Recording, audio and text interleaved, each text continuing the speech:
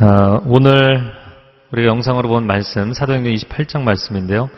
몰타섬의 기적이라는 제목으로 오늘 메시지를 나누겠습니다.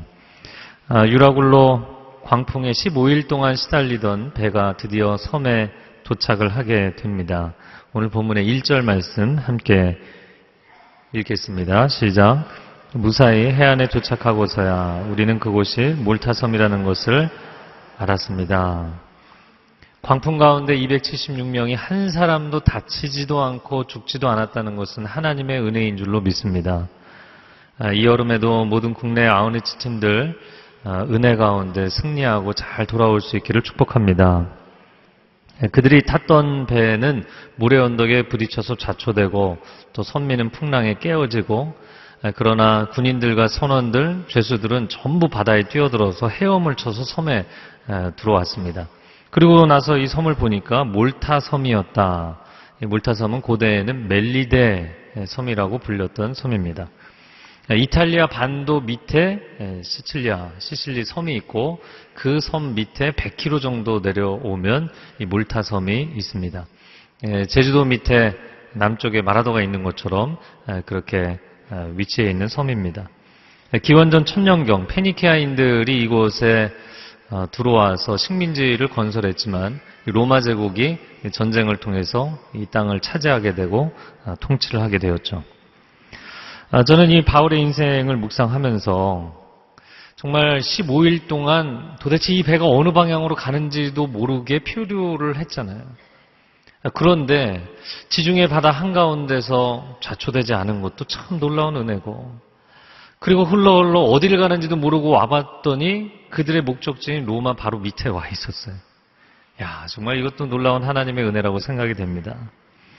여러분, 우리가 인생의 고난의 세월을 표류하면서 살아갈 때는 내가 이렇게 인생을 허비하는 것 같고 도대체 인생이 어느 방향으로 가는 건지 알지 못하겠고 그런 상심하는 마음이 생깁니다. 그러나 우리는 철저한 하나님의 계획된 시간 속에 살아가고 있는 줄로 믿습니다.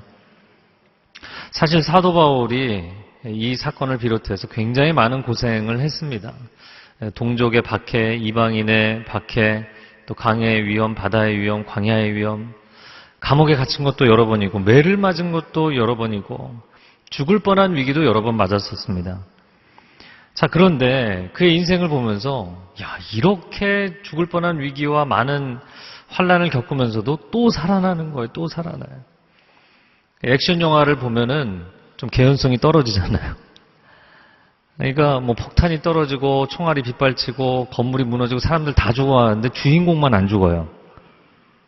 어떻게 이거 좀 너무 심한 거 아닌가? 그런데 바울의 인생을 보면 딱 그래요. 너무 개연성이 떨어져요. 도대체 어떻게 이렇게 인생을 사나?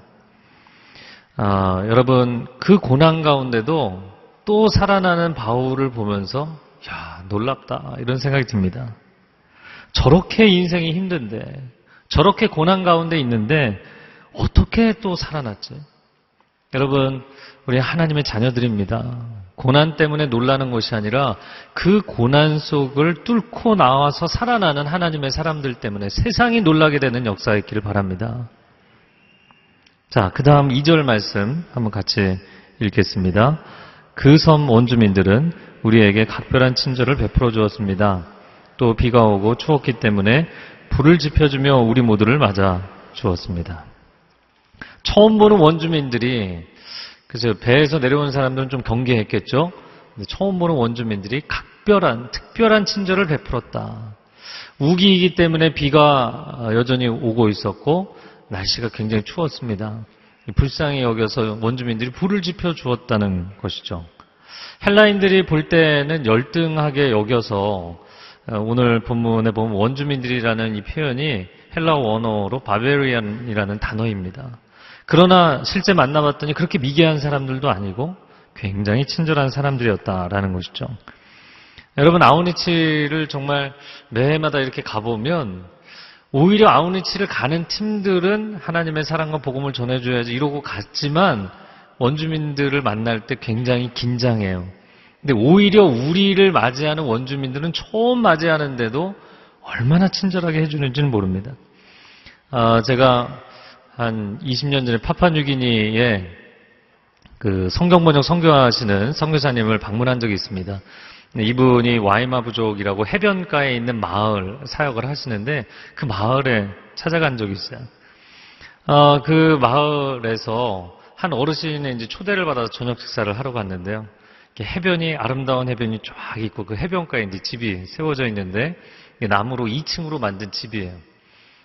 그래서 나무로 2층에 올라가 이제 계단을 올라가 보면 거기에 여러 개의 방이 있고 또 주방이 있고 그리고 한 20-30명이 앉을 수 있는 대청마루 같은 그런 나무 가지와 나무를 엮어서 만든 그런 마루가 있습니다. 거기 앉아서 바닷바람이 이렇게 시원하게 불고요. 네, 얼굴이 행복해지셔야 되는데 바닷바람이 시원하게 불고 노을이 그렇게 내려오고 식사를 대접을 하는데 전 깜짝 놀랐어요.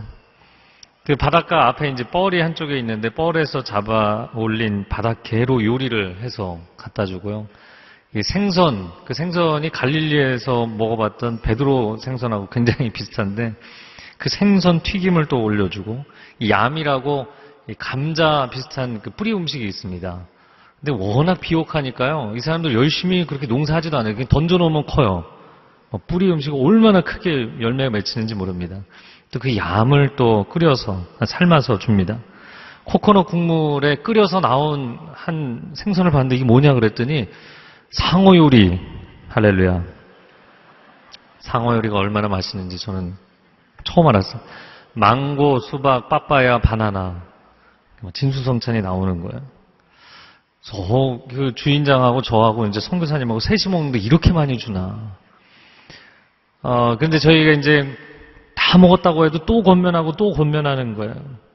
그런데 저희 예전 문화하고 상당히 비슷한데 더 이상 못 먹겠습니다 그러고 이제 딱 식사를 멈추니까 가족들이 2라운드 식사를 하더라고요. 네. 처음 맞이하는 손님에게 그날 그 집에 숙박을 했는데 안방을 내어주시고 가장 좋은 음식을 대접하고 여러분 사실 우리는 선교제 갈 때 처음에 긴장하거든요. 그런데 그분들은요 처음 만난 우리들을 얼마나 축복해 주는지 모릅니다. 태평양 섬나라이기 때문에 그런가? 아니요. 동남아시아를 가도 그렇고 아프리카를 가도 그렇고 중동을 가도 그렇습니다. 그래서 아우니치를 가시는 분들에게 제가 꼭 권해드리고 싶은 거는 아무리 걱정이 돼도 홈스테이를 하라는 거 제가 꼭 권해드리고 싶어요. 홈스테이 해보면 사랑을 주러 갔다가 오히려 풍성한 사랑을 받고 돌아오는 경우가 굉장히 많습니다. 정말 눈물겨운 사랑을 경험을 합니다. 그리고 우리가 삶을 이곳에서 너무 각박하게 살았구나. 나눔도 없이 아웅다웅 너무 다투며 살았구나. 이런 걸 깨닫게 되죠. 자, 그런데 또 그렇게 착한 사람들이 미신과 악한 영들과 주술에 사로잡혀 사는 걸 보면 너무 안타까운 거예요. 그래서 그들을 위해서 눈물로 기도하게 되고 복음을 전하게 되고 하나님의 사랑에 대해서 나누게 되는 것이죠. 자, 오늘 본문에 이어지는 3절 말씀 읽어보겠습니다. 시작. 마른 나뭇가지 한 묶음을 모아다가 불 속에 넣었더니 뜨거운 열기 때문에 독사가 기어나와 바울의 손에 달라붙었습니다. 야, 이제는 살았다 안도의 한숨을 내셨을 텐데 그 순간 불상사가 생긴 것입니다. 바울이 불 지피는 것을 돕겠다고 나뭇가지를 한 묶음 모아다가 던졌는데 그 안에 독사가 있어서 뜨거운 열기 때문에 독사가 기어나와서 바울의 손을 물었다는 거죠. 여러분 그냥 뱀도 아니고 독사이기 때문에 죽는 건 시간 문제입니다. 만약에 저나 여러분이 바울의 입장이라면 무슨 생각이 그 순간에 떠오를까? 사람들은요, 왜 하필이면 내가? 원주민들도 여기 이렇게 많고 나와 함께 배를 타고 온 사람 275명이 아니라 왜 하필이면 나 바울이 이 독사에 물렸을까? 그리고 이런 생각을 보통 하죠. 인생에 고난과 어려움이 오면 도대체 내가 무슨 잘못을 했길래 이런 문제가 생기는가? 또 한 가지 생각이 듭니다. 사단은 왜 나만 쫓아다니면서 괴롭힐까? 그리고 세 번째 드는 생각은 하나님께서 그 많은 환난에서 나를 건지셨고 풍랑이는 바다에서도 건져주셨는데 이 외딴 섬에서 이렇게 허무하게 나를 죽이시려는 걸까? 하나님 너무하신 거 아닌가? 이런 생각이 드는 것이죠. 사람들마다 고난을 맞았을 때, 또 고난이 반복될 때, 방금 전에 풍랑이는 바다에서 빠져나왔는데 또 고난이 오잖아요. 이럴 때 우리 마음 가운데 생각하는 어떤 유형이 있습니다. 생각의 방식이 있는데 세 가지 주요 유형을 한번 보겠습니다. 첫 번째는 내가 너무 부주의했나 보다 이렇게 생각하는 것이죠. 내가 이 섬 사정도 잘 알지 못하면서 괜히 나섰다가 왜 어리석게 내가 나섰을까? 바보같이 왜 내가 나섰을까? 이런 생각을 하는 거예요. 자책을 하는 것이죠. 물론 자기가 문제 상황을 일으켰을 수도 있지만 모든 것을 자기 탓으로 돌리시는 분들이 있어요. 인생에 어려운 일이 생기면 분노하고 폭발하고 원인을 타인에게 전가하는 타입의 사람들이 있는가 하면 모든 불행의 원인은 나고 모든 인생의 안 좋은 일의 원인은 내가 제공했다고 자기를 탓하는 종류의 사람들이 있어요. 이 내향적인 유형의 사람들이죠. 다른 사람을 괴롭히진 않습니다. 그러나 자기 자신을 너무 지나치게 괴롭혀요. 그걸 내려놓으셔야죠. 자, 두 번째는 이럴 때 이건 영적인 공격이다 해석을 하는 거예요. 그런데 문제는 뭐냐면 하여튼간에 문제만 생기면 크고 작은 문제만 생기면 이건 다 귀신 나를 괴롭히는 거다. 그래서 늘 싸울 태세입니다. 여러분 모든 것 배후에 영적인 패러다임이 있고 영적 세력이 있다는 것은 맞는 이야기입니다. 그러나 이런 관점의 문제점은 뭐냐면 하나님을 이야기하는 것이 아니라 계속 귀신을 얘기해요. 귀신이 사단이 나를 쫓아다니면서 괴롭혀서 마치 정치적으로 보자면 색깔 논쟁 같은 것이죠. 우리나라도 지금도 남북이 나뉘어져 있기 때문에 분단국가이기 때문에 이 빨간색 정치적으로 빨간색이다 그러면은 그 다음에는 그냥 매도해버리는 것이잖아요. 1950년대 미국이 메카시즘 열풍에 빠졌던 적이 있어요. 1차 대전, 2차 대전 이후에 그런 냉전 시대였기 때문에 참 어려운 시대였습니다. 메카시라는 정치인이 자기가 정치적 영향력이 거의 다 이제 종료되니까 센세이션을 일으키고 싶었어요. 그래서 공식적인 자리에서 메카시라는 정치인이 그런 얘기를 하죠. 우리나라 주요 인사들 중에서 공산주의자들이 많다. 내가 200여 명의 명단을 갖고 있다. 이런 얘기를 해서 미국이 한번 발칵 뒤집힌 적이 있습니다. 그래서 3, 4년 동안 전혀 상관없는 사람들을 막 불러다가 색출해서 신문하고 그랬던 3, 4년의 세월이 있었어요. 그러나 결국에는 그게 과도했기 때문에 결국 메카시 자체가 거기서 스텝다운을 하게 되는, 내려오게 되는 그런 일들이 있었죠. 여러분 영적으로도 너무 지나치게 한쪽으로 쏠리는 건 문제입니다. 자, 세 번째는 하나님이 하신 일이다. 물론 하나님께서 역사하시죠. 그러나 이 세 번째 관점에 이제 지나쳐서 하나님이 결국에 모든 일이 어떻게 될 거 알고 계셨고 모든 일을 계획하시는 분인데 그럼 하나님 잘못 아니냐? 이거 하나님 탓을 하는 거예요. 여기까지 살려놓고 이렇게 나를 허무하게 죽이려고 독사에게 물리게 하느냐? 그럼 하나님께 대드늘고 원망을 하는 것이죠. 이런 관점의 문제점은 하나님을 찾기는 하지만 하나님을 신뢰하고 의지하는 게 아니라는 게 문제예요. 여러분 이런 세 가지 관점 중에 한 가지에 치우치면 안 되고요. 이 세 가지 관점의 균형을 이루는 게 중요합니다. 제가 제 자신의 예를 한번 들겠습니다. 2009년 9월에 캐나다에서 돌아왔고요. 그리고 대학 청년 사역을 담당했는데 그해 11월에 전주대학교에서 아주 중요한 집회를 하게 되어 있었어요. 수능이 끝나고 나서 가장 수험생들이 힘들 때잖아요. 그때 그 수험생들을 1000명을 초대해서 전주대학교에서 집회를 하며 격려하는 그런 자리였습니다. 자, 그런데 그 집회를 앞두고 일주일 전에 교육자들하고 운동을 하다가 축구를 하다가 오른쪽 발목 인대가 끊어졌어요. 근데 발목을 접지르는 순간 뚝 소리가 나더라고요. 그리고 이제 경기를 그냥 하시라고 그러고 이제 저는 병원에 실려가면서 도대체 왜 이 시점에 내가 이런 생각이 드는 거예요. 마치 독사에 물린 것처럼 왜 이 시점에 다음 주에 굉장히 중요한 집회가 있는데 그리고서는 그 병원에서 나오면서 목발을 짚고 나오게 됐죠. 기부스를 하고 제가 세 가지로 마음의 생각을 정리를 했습니다. 첫 번째는 뭐냐면 이 세 가지 관점을 다 정리했어요. 첫 번째는 내가 부주의해서 사고가 난 것이다.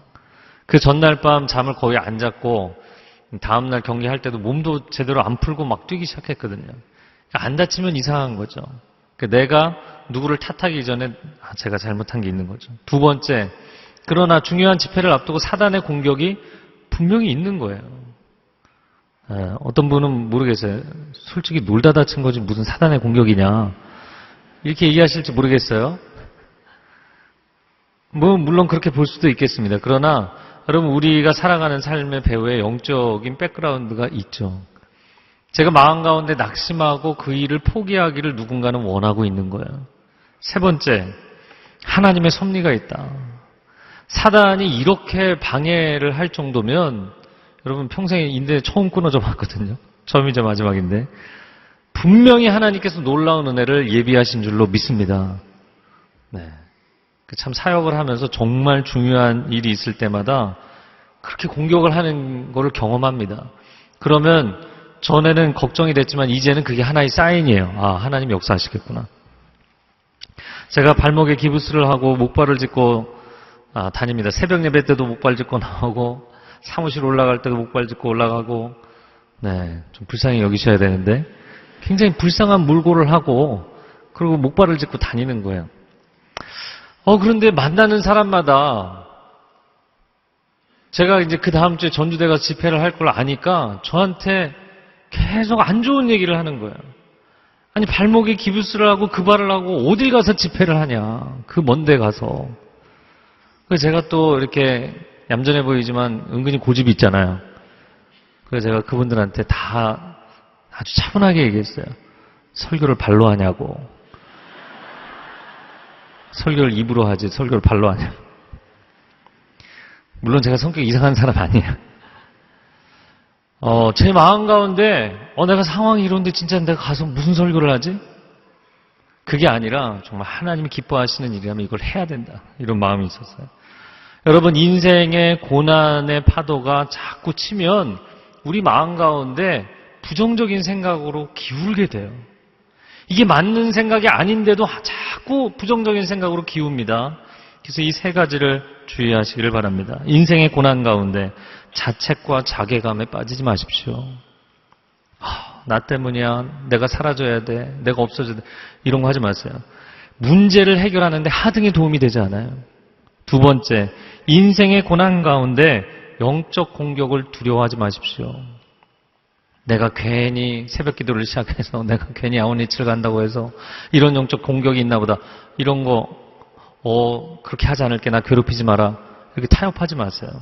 여러분, 최후 승리는 하나님의 사람들에게 보장되어 있는 줄로 믿습니다. 세 번째, 인생의 고난 가운데 하나님을 원망하지 마십시오. 너희를 향한 나의 생각은 내가 하나님, 너희에게 재앙을 주려는 것이 아니라 너희 장래에 희망을 주려는 것이다. 평강을 주려는 것이다. 할렐루야. 그래서 제가 그 집회 결국에 갔어요. 목발 짚고 갔습니다. 그런데요, 좀 많은 집회를 해봤지만 정말 잊을 수 없는 밤이었어요. 집회가 끝나고 올토콜링 단으로 하나님 앞에 자신의 삶을 구별하기 원하시는 분들 나오십시오. 근데 1000명이요 달려오듯이 올라오는 거예요. 정말 그날 하나님 놀라운 은혜를 베풀어 주셨어요. 여러분, 여러분의 인생의 고난이 고난으로 끝나지 않을 것입니다. 하나님의 구원의 역사로 쓰임받을 줄로 믿습니다. 자, 이어지는 4절 말씀 같이 읽겠습니다. 원주민들은 독사가 바울의 손에 매달려 있는 것을 보고 서로 수군거렸습니다. 이 사람은 살인자가 분명하다. 정의의 여신이 그를 살려두지 않나 보다. 자, 문제가 발생하자 원주민들은 인과응보식으로 생각합니다. 이 정의의 여신, 그들이 믿는, 오늘날로 얘기하자면 하여튼 정의의 잣대로 판단을 한 거예요. 분명히 저 사람이 죄가 있으니까 저런 어려움을 당한 거다. 여러분, 우리가 성도들 간에도 자기 어려움을 나누고 위로해주고 상담하고 기도해주고 다 좋습니다. 그러나 여러분, 간곡히 부탁드리는 것은 절대로 남의 고난에 대해서 인과응보식으로 해석하지 마세요. 저 사람 분명히 죄가 있으니까 벌을 받은 것이다. 죄와 벌이라는 것은 책 제목이기도 하고 당연히 맞는 개념이죠. 죄에 대한 벌이죠. 그러나 또한 틀린 말이기도 합니다. 인간이 사용할 수 없는 표현이기도 해요. 왜냐하면 우리가 죄를 지을 때마다 하나님이 쫓아다니면서 벌을 내리셨으면 이 땅에 살아남을 사람은 아무도 없기 때문이에요. 여기 아무도 없었을 거예요. 저를 포함해서. 여러분, 우리가 죄를 짓고 그에 대한 하나님이 책망을 하시는 그 모든 심판의 문제는 사람에게 달려있는 것이 아니라 하나님의 주권에 달려있는 줄로 믿습니다. 누군가가 재정난을 겪고 누군가가 부부의 갈등을 겪고 누군가가 질병에 빠지고 누군가는 자녀가 방황하고 앞에서는 위로해 주는 것 같은데 뒤에서는 수군거리면서 분명히 저 사람이 뭔가 잘못했으니까 저런 일이 생기지. 이렇게 얘기하지 마시라는 거예요. 왜냐하면 성경에도 그런 케이스가 나오고 우리 삶에서도 아무런 기여한 바가 없어도 고난 가운데 들어갈 때가 있어요. 사도 바울이 오늘 뭔가를 잘못했기 때문에 그의 인생에 독사에게 물리는 이런 공경에 처하게 된 것이 아니라는 것이죠. 자, 그런데 하나님께서 이 사건을 반전시키십니다. 그게 5절과 6절의 말씀인데요. 읽어보겠습니다. 시작. 그런데 바울은 그 뱀을 불 속에 떨어버렸고 아무런 상처도 입지 않았습니다. 사람들은 그가 몸이 부풀어 오르거나 갑자기 쓰러져 죽을 것이라고 생각했지만 오래 기다려봐도 아무 일 없는 것을 보고는 생각이 바뀌어 바울을 신이라고 말했습니다. 독사에 물렸으면 시간이 지나면서 독이 온몸에 퍼져 죽는 게 당연한데 안 죽는 거예요. 야, 사람이 아닌가 보다, 신인가 보다. 근데 이 원주민들이 그렇게 바울을 주목했어요. 여러분, 기적이 나타나고 초자연적인 역사가 나타나면 그 역사를 일으키신 하나님을 바라봐야 되는데 우리는 그 기적 자체를 바라보고 사람을 주목한다는 것이죠. 여러분, 여러분의 삶 가운데 하나님의 역사가 나타날 때 하나님을 바라보고 하나님을 찬양하기를 바랍니다. 자, 사도행전을 쭉 읽으면서 사실 오늘 본문에도 두 가지 기적이 나타났고요. 이후에 보블리오라는 추장의 집에 그 아버지의 열병을 치유해 주는 장면이 나오고요. 사도행전을 우리가 쭉 훑어보면서 굉장히 많은 기적이 나타났어요. 근데 오늘날 우리가 기도할 때 기적이 많이 나타나는가? 여러분 오늘날 우리가 기도할 때 기적이 잘 나타나나요? 잘 안 나타나요. 근데 또 재밌는 것은요. 선교지를 가서 아웃리치를 가고 선교지에 사역하다 보면 기적이 많이 나타나요. 신유 역사도 많이 나타나요. 도대체 무슨 차이점일까? 그러면 그때는 초대교회 시절이고 지금은 현대이기 때문에 아닌가? 그런 시대의 문제가 아니라는 거죠. 지역에 따라서 영적인 대립 구도가 강한 곳일수록 영적인 사건들과 역사들도 많이 나타나거든요.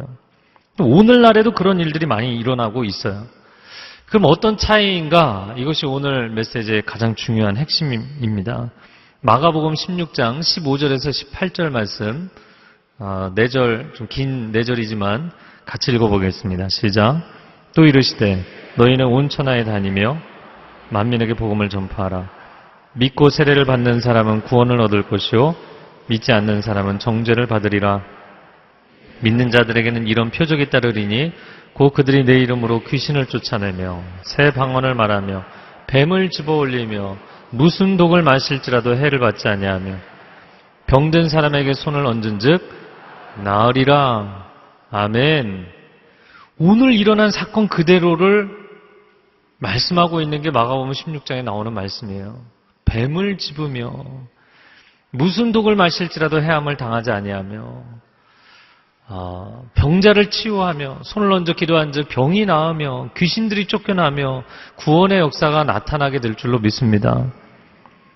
자, 제가 이 말씀을 묵상할 때마다 떠오르는 분이 한 분 계신데요. 지금 평택에 가서 사역하고 계시는 목사님인데 먹는 걸 굉장히 좋아하시는 분이세요. 10년 전에 제가 밴쿠버 가기 전에 서빙고 같은 자리에 이렇게 좌우편에 데스크를 앉아 있었어요. 그때 굉장히 친하게 잘 지냈는데 저녁에 늦게까지 이제 사역을 하고 보면 그 교육자실 안쪽에 교육자실 휴게실이 있었어요. 이 휴게실을 이렇게 지나가다 보면 꼭 그분이 날이면 날마다 밤마다 라면을 끓여 드시는 거예요. 그럼 제가 말씀을 드리죠. 목사님 이거 몸에 좋지도 않은데 뭘 그렇게 매일같이 드십니까? 그러면 그분이 항상 인용하시는 말씀, 무슨 독을 마실지라도 해함을 받지 아니하냐. 물론 뭐 하나님이 매일 기적을 베풀어 주시겠지만 그래도 좀 자제하셔야 되는데 몸에 안 좋은 거 빨리 먹어서 없애야 된다. 여러분 재밌는 얘기지만 제가 이야기를 하는 것은 여러분 우리는 언제 우리 인생에 기적이 나타나기를 원하냐면 내가 뭘 잘못해도 내가 뭔가를 마음대로 해도 하나님 나를 살리는 기적을 베풀어 주기를 원하세요. 그러면 관점을 바꿔서 과연 하나님 입장에서는 하나님은 언제 기적을 베풀어 주기를 원하시는가? 이게 중요한 것이죠. 근데 마가복음 16장도 보면 아주 중요한 원리가 나오고 우리가 사도행전을 계속 보면서 이제 결론인데요. 사도행전의 일관된 맥락에서도 나오는 아주 중요한 영적 원리가 있습니다. 그건 뭐냐면 복음을 증거할 때 하나님은 기적을 베풀어 주세요. 너희는 온 천하에 다니며 만민에게 복음을 전파하라. 그냥 믿는 사람에게 이런 역사가 나타난다고 얘기하신 게 아니라 목숨 걸고 복음을 전할 때 하나님이 도와주실 것이다. 하나님이 살아계시다는 것을 보여주시기 위해서, 하나님이 영혼들을 구원하신다는 것을 보여주시기 위해서 온 천하에 다니며 복음을 전할 때 하나님의 기적이 나타날 줄로 믿습니다. 영혼 살리는 일을 할 때, 나라와 민족을 구원하는 일을 할 때 그때 하나님이 발벗고 나서서 도와주신다는 거예요. 단순히 기적을 위한 기적이 아닙니다. 예수 그리스도의 피 묻은 십자가 복음을 증거할 때 하나님이 도와주세요. 오늘날 성도들이 신유와 기적과 은사 집회 몰려갑니다. 그러나 하나님 앞에 구체적으로 영혼을 살려내겠다는 그런 어떤 선교적인 복음적인 하나님이 기뻐하시는 사역에 대한 헌신의 목적이 없이 그냥 아무 이유 없이 받고자 하는 은사, 받고자 하는 능력, 이거는 우리의 영혼을 망가뜨리게 돼 있어요. 신앙은 자극적인 엔터테인먼트가 아닙니다. 좀 더 자극적이고 좀 더 뭔가 충격적이고 좀 더 놀라운 은혜를 내게 허락해달라. 근데 그런 은혜 받고 나가서 그 은혜 나누지 않아요. 그 은혜로 섬기지 않아요. 그 은혜로 내 가족도 품지 않아요. 그리고 사람들에게 복음 전하지 않아요. 그러면 하나님께서 그 은혜와 기적을 나에게 베풀어 주셔야 될 영적 당위성은 계속 사라져가는 거예요. 왜? 은혜가 내 안에 고여서 썩어가기 때문에. 그런데도 나는 더 달라고 하는 것이죠. 여러분, 예수님도 지상에서 기적을 베푸셨고 신유의 역사를 일으키셨지만 기적 자체가 목적이 아니라 그 영혼이 하나님을 믿고 구원받는 것이 목적이었습니다. 저는 여러분 모두가 아우니치를 가시기를 바랍니다. 국내 아우니치든 해외 아우니치든 복음을 전하는 현장에 하나님의 기적을 체험하게 될 줄로 믿습니다. 자, 7절부터의 말씀에 보면 그 섬에 추장이 등장을 합니다. 이 내용 7절부터 9절을 같이 읽어보겠습니다. 시작. 그 섬에 추장인 보블리오가 그 근처에 자신이 소유한 땅을 갖고 있었습니다. 그는 우리를 자기 집으로 맞아들여 3일 동안 극진히 대접해 주었습니다. 그의 아버지는 열병과 이질에 걸려 병상에 누워 있었습니다. 바울은 그를 방문해 기도하고 그 사람의 몸에 손을 얹어 고쳐주었습니다. 이 일이 있고 나서 그 섬에 사는 다른 병자들도 와서 낫게 됐습니다. 자, 섬의 추장이 원주민인가? 아마도 로마에서 파견한 행정관이 아니겠는가? 이쪽이 좀 더 근거가 있어 보입니다. 이 보블리오라는 이름 자체가 라틴식 이름, 로마 이름입니다. 원주민인데 최고 지도자가 됐기 때문에 명예롭게 로마 제국에서 부여했을 수도 있지만 그런 가능성보다는 파견된 로마 시민권자일 가능성이 높습니다. 자신의 소유주의 바울 일행을 초대해서 3일간 하루 저녁이 아니고요. 3일 동안 융숭한 대접을 했어요. 왜 그랬을까? 두 가지 때문이죠. 첫 번째는 독사에게 물리고도 죽지 않은 놀라운 사람이 있다. 기적의 주인공을 만나보고 싶었어요. 두 번째는 다 원주민들, 토박이들이잖아요. 근데 자기와 같이 로마 시민권을 가지고 있는 바울이 너무나 반가웠을 거예요. 3일 동안 아주 좋은 시간을 갖고 교제를 나누었습니다. 그런데 그 집에 보니까 그의 부친이 멜리데 피버라고 하는 멜리데 열병에 걸린 거예요. 근데 이 열병이 말라리아처럼 심각한 경우에는 사람의 목숨을 잃기도 하는 것이죠. 바울이 들어가서 침상에 누워있는 그 아버지에게 안수하고 하나님의 역사하심으로 병이 나음을 받습니다. 할렐루야. 여러분, 아우니치 현장에서도 여러분의 삶의 현장에서도 손을 얹어 기도하십시오. 기도는 우리가 하는 것이고요. 기적은 하나님이 일으키시는 것입니다. 그래서 내가 기도하면서 안 나오면 어떡하지? 이런 걱정을 하실 필요 없어요. 본인은 기도만 하시면 돼요. 낫고 안 낫고는 하나님의 손에 달린 것이죠. 자, 하나님께서 바울을 통하여서 신유의 역사를 일으키셨어요. 그리고 나서 9절에 보니까 그 섬에 있는 사람들, 병자들이 다 몰려왔다. 그들도 치유를 받았다. 자, 그런데 9절에 나오는 이 치료를 받았다라는 이 표현은 병이 나음을 얻었다는 것은 의료적인 치료를 의미하는 단어입니다. 그래서 이 사도행전을 쓴 사람이 누구죠? 의사 누가죠. 그래서 보블리어의 부친의 경우에는 바울을 통해서 놀라운 기적이 나타났고 또 누가가 그곳에서 의료사역, 의료선교 사역을 했던 것으로 보입니다. 이제 말씀을 마무리를 하겠는데요. 바울의 인생, 그 풍랑이 있는 바다에서 15일 동안 고생을 하고 이제 안전하게 섬에 도착을 했더니 또 섬에서 독사에게 물리고 왜 이렇게 내 인생은 고난의 연속일까? 여러분, 여러분의 삶이 평탄하기를 원하시죠? 네, 반응을 안 하시네요. 우리 다 평탄하기를 원하죠.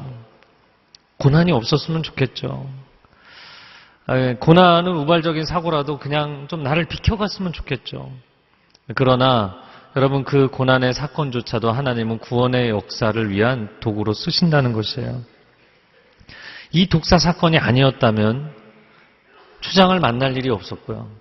추장을 만나지 않았다면 그의 도움으로 로마까지 안전하게 항해하기는 쉽지 않았을 것입니다. 우리는 굉장히 좁은 관점이에요. 숲 전체가 안 보여요. 왜 하나님 이런 일이 일어나야 됩니까? 나 이거 싫습니다. 라고 이야기하지만 하나님은 그 사건을 통해서 또 다른 길을 열어주시고 또 다른 길을 열어주시는 것이죠. 하나님은 당신이 하나님의 사명을 감당할 때 기적을 베풀어 주시고 길을 열어주시는 줄로 믿습니다. 자, 그 이후에 사실 저는 오늘 본문의 내용도 참 은혜가 있지만 그 이후에 몰타 섬이 어떻게 되었는가? 여기 더 은혜를 받았어요. 기독교 전승에 의하면 보볼리오라는 사람이 오늘 본문에 등장했는데 그가 이 섬의 최초의 감독, 비숍이 됩니다. 그가 3일 동안 바울을 만난 것이 그냥 만난 것이 아니었던 것이죠. 예수 그리스도를 영접하게 되고 신실한 신앙인이 되고 그곳의 사람들을 영적으로 이끌어가는 지도자가 됩니다. 그리고 박해 시절에 그는 순교하게 되죠. 또 멜리데 섬에서 문화인류학적으로 여러 가지 발굴도 있었는데 카타콤이 발견이 됐습니다. 로마에서뿐만 아니라 몰타 섬에서도 발견됐어요. 박해 시대에 크리스찬들이 자신들의 신앙을 지키기 위해서 지하교회 생활을 했던 것이죠. 그곳이 몰타 섬입니다. 오늘날 이 몰타 섬에 33만 5천 명의 인구가 있는데요. 놀랍게도 100% 크리스찬입니다. 여러분, 물론 이탈리아가 가톨릭 국가이기 때문에 상당수이지만 100%가 크리스찬인 데는 상당히 드문 것이거든요. 우리 인생에 우연은 없습니다. 우리의 삶은 하나님의 섭리로 가득한 줄로 믿습니다. 이 시간 함께 기도하겠습니다. 우리에게 비전이 있고 하나님 주신 사명이 있기 때문에 그냥 로마로 바로 직행하면 좋겠죠. 굳이 바다를 표류해야 되고 알지도 못하는 섬에 이르러야 되고 시간을 허비하고 필요 없는 자리라고 생각합니다. 그러나 하나님은 나의 그 고난의 시간을 회복하심으로 놀라운 구원의 역사를 이루신 줄로 믿습니다. 하나님, 인생의 고난의 시간을 지나가고 있는 사람들을 위로하여 주옵소서. 주저앉지 않게 하시고 포기하지 않게 하시고 다시 일어서게 하여 주옵소서. 그러나 내가 세상적인 욕심으로 고난받는 것이 아니라 이제 주를 위해 고난받고 복음을 위해 고난받는다면 주님, 나의 인생에 기적을 베풀어 주실 줄로 믿습니다. 함께 통성으로 기도하겠습니다. 사랑하는 주님, 주님의 은혜를 구합니다. 하나님, 우리의 삶의 현장에 폭풍우를 만나기도 하고 하나님, 여러 가지 삶의 아픔과 어려움을 겪습니다. 사람으로 인하여, 환경으로 인하여, 사건들로 인하여 어려움을 겪습니다. 그러나 주님, 내가 주를 위해 사는 것을 기억하여 주시고 주의 영광을 위해, 주의 사랑과 은혜와 복음을 나누기 위해 살아가는 것을 기억하여 주시고 하나님, 고난 가운데 있는 하나님의 백성들을 구원하여 주시옵소서. 고난 가운데 우리를 건지실 뿐만 아니라 그 일을 통하여 우리 가정을 구원하시고 하나님, 교회를 구원하시고 시대와 나라와 민족을 구원하시는 역사를 체험하게 하여 주시옵소서.